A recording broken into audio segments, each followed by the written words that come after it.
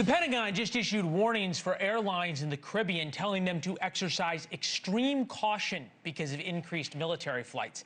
Right now, there are hundreds of U.S. Navy, Marine Corps, and Air Force jets flying among those trying to go on vacation to the islands.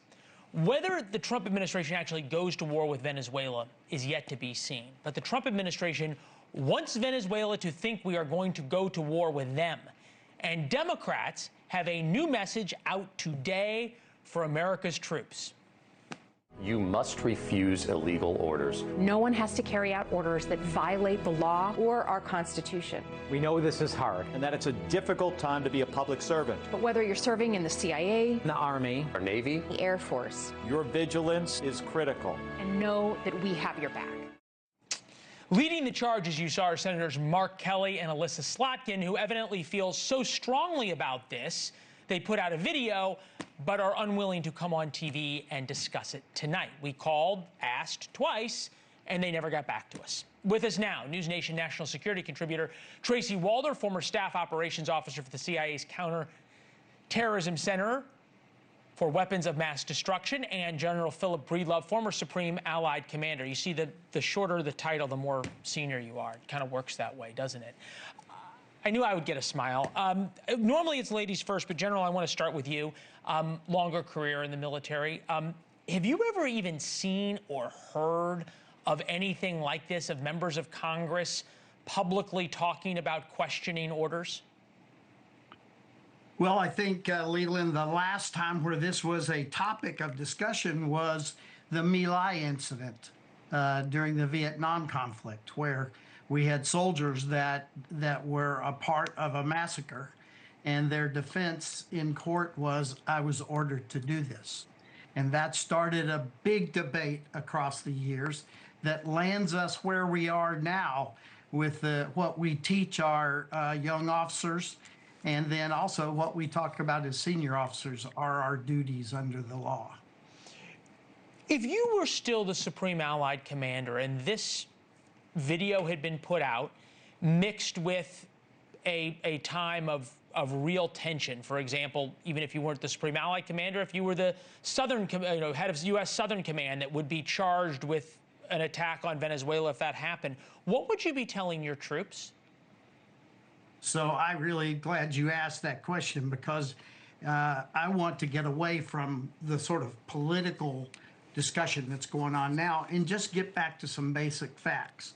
The first fact is that we take an oath to the Constitution. We don't take an oath to any president or any Congress or anybody like that. Our oath is to support and defend the Constitution of the United States. The second fact that I would remind my young soldiers, sailors, airmen, and Marines about is that we have a legacy of civilian control of the military. This sets us apart from a lot of nations where if the military doesn't like what's going on, they have a little junta and they get it squared away with military force. We don't do that in our country, and we are famous for that. And then finally, I don't want to attach myself to anything being said on these films, but the bottom line is, since My Lai, the way we have interpreted this is, as a combatant, as a military officer, you are not obligated to carry out an illegal or an immoral order. You simply refuse the order. Right. I guess, Tracy, I'm going to get to you in a second, but I want to say on this, General, I almost feel like Democrats are setting this up for there's going to be illegal orders, right? I mean, when you put this out there, have we seen anything that would lead us to believe that this video was necessary? Now I'm dabbling in politics, and you know I don't like to do that. I have not seen that, but okay. The fact of the matter is, the training is the same anyway. Illegal, okay. Immoral, you are not bound to execute. Fair enough. I look at this, Tracy, and I won't ask the General to weigh in on the politics, but I will ask you. Twofold. One is it's setting up the dynamic that if there's some major who doesn't like an order or doesn't feel as though it purports with their political leanings, that they then refuse it and they get a 7-figure book deal and are held out as a hero of the resistance, and they will be lauded at congressional hearings and an MSNBC contributorship. The second part, and I think the much more dangerous part, is almost an implicit threat. And I think about CIA officers overseas, a long way from home, working without a safety net. And all they have to rely on is that the United States has their back. And now you have members of Congress basically saying, we're looking for ways to not have your back. Well, like General Breedlove, I don't love getting into politics, but I'll do it just for you, Leland. So, in looking at this situation, I'm actually very disappointed, to be honest with you, as a former CIA officer. Yeah. Like you mentioned, some of us don't have diplomatic community when we are overseas. And so a lot of times it puts us in a very uncomfortable situation to, I guess, sort of go against the grain, if you will. And I think part of the problem here is that I worked at CIA under 2 different presidents. One I voted for and one I didn't. And it really didn't matter. And I do have a former colleague who actually did pay the price for doing what he thought was best. And he did go to jail as a result of that, and rightly so. So there are... Rightly so that he went to jail. Yes, rightly so that he went to jail because he divulged classified information because he, quote, felt it was wrong and felt it was morally wrong what had been done. And so the reality is you are not free from prosecution. And so the idea when Elisa said, we have your back, they can't possibly guarantee that. And you are putting these workers in a very difficult situation to possibly lose their livelihoods or be prosecuted. And that really rubs me the wrong way. Yeah, I think that ding means we have the general back. I'll wait to hear from the control room on that. But this is just a little bit more of this video. Take a listen. The American people need you. We need you to stand up for our laws, Our Constitution, And who we are as Americans. Don't give up. don't give up. Don't give up. Don't give up the ship.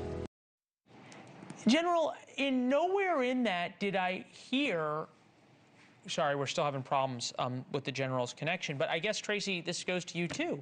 Nowhere in that did I hear, we may disagree with the president, but he is also the commander-in-chief, which is what all of these people who were military officers swore an oath to, which is the Constitution, which puts the commander-in-chief, whether you like him or not, whether you voted for him or not, in the position of president, where you don't get to not follow orders you don't like or you may disagree with.